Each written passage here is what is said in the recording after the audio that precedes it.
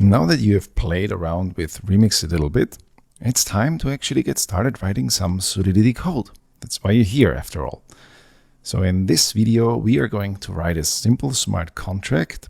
And instead of going into Solidity too much, I want to actually talk about the functions of compilation and running, deploying, and interacting with the smart contract in this lecture, because that is basically the base that you need throughout all of the rest of the lectures. So in the previous lecture, we already created a smart contract in the contracts folder. If you have not, then just click on the little create new file icon over here, and it will create a new file and just name it my contract. And the content of the contract is really not that important right now. What is important is that if you open it, that there's a little exclamation mark. And that means that the contract is getting compiled and there is a warning. Now you should also see a little warning over here next to the Solidity icon. If you do not, then click on it, and that will bring up the Solidity compiler settings, and then make sure that autocompile is on. So I'm talking about this value over here. That one should be always on. And what it does is it automatically on change of any of your source files compiles the source files again, and then it will output any errors or warnings both here and next to the actual contract. So what are those warnings? And I'm going to talk about those in the next lectures as well, a little bit more in depth. The one is this contract needs an license, a license identifier or a license. So that one is done with SPDX license identifier, and I'm going to license this specific smart contract as MIT license, so you can do whatever you want with this particular contract. And it also needs a so-called pragma line that tells our compiler, or that tells our pre-compiler actually what kind of compiler version this smart contract was written for. And I'm going to, do this for 0814, which I think is the latest compiler. It's 15 already. Anyway, we are going to use some of the language features from 0814 in this course in general, but for our sample smart contract, this one will be more than enough. Okay, and then we have a contract, and we called it my contract, and then we just put in a variable, and we call this variable, actually we put in a string, and then we are making it public, and then we call this our string is hello world. Well, great. You saw that during typing there's little pop-ups over here, or little errors popping up over there in the compiler, and then at the end it actually compiles again and it says compilation successful. Perfect. Now here you have a couple of options. If you have autocompile off, you can recompile the smart contract. You can see the compilation details. You can see the bytecode that it's actually compiled to.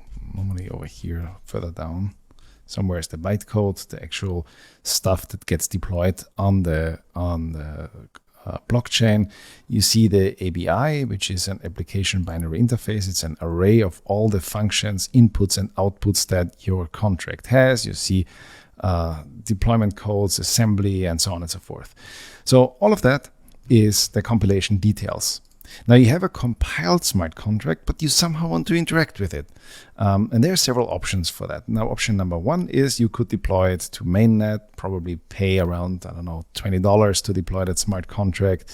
And then you can interact with it from your wallet like MetaMask. But as we are in Remix, Remix offers you an actual development environment to interact with your smart contracts that cost nothing. And that is all in memory that you can find over here in the deploy and run transactions plugin. And you find the environment, you find several environments and several options to deploy your smart contracts. So the first two are actually JavaScript virtual machines that are running directly in the browser. So you select one, you hit deploy the smart contract, and you see over here there's an instance popping up, and you also see on the right side in the transaction log or in the console over here that there is a new transaction being logged, and then you can also drill into the details, which you're going to look at later on. You can open it and you can also debug and so on. But the point is, you get directly a way to deploy your smart contracts onto a test chain.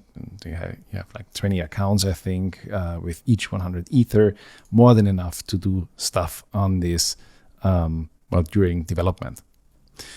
You have different hard forks, London and Berlin. Those are for adding features to the blockchain, which is not interesting for us right now.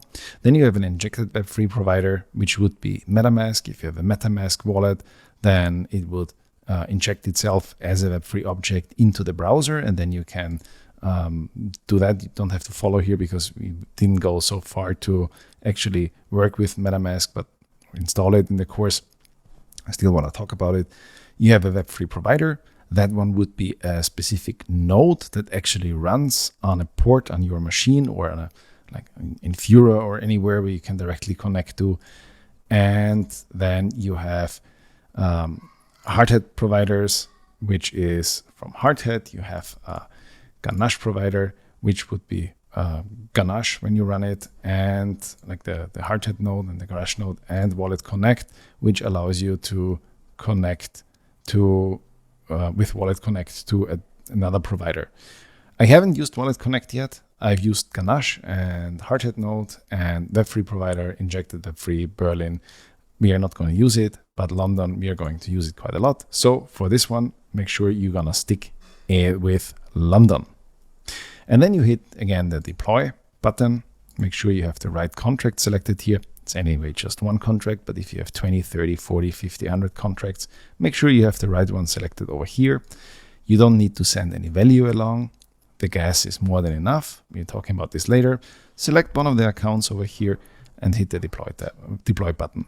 Now you have an instance of your smart contract running here. And this is how you interact with it. You basically, from Remix, just need to press a button. Everything is transaction based. So when you press a button, you see over here on the right side, it says now call because it's a reading operation. It doesn't do anything and it outputs hello world.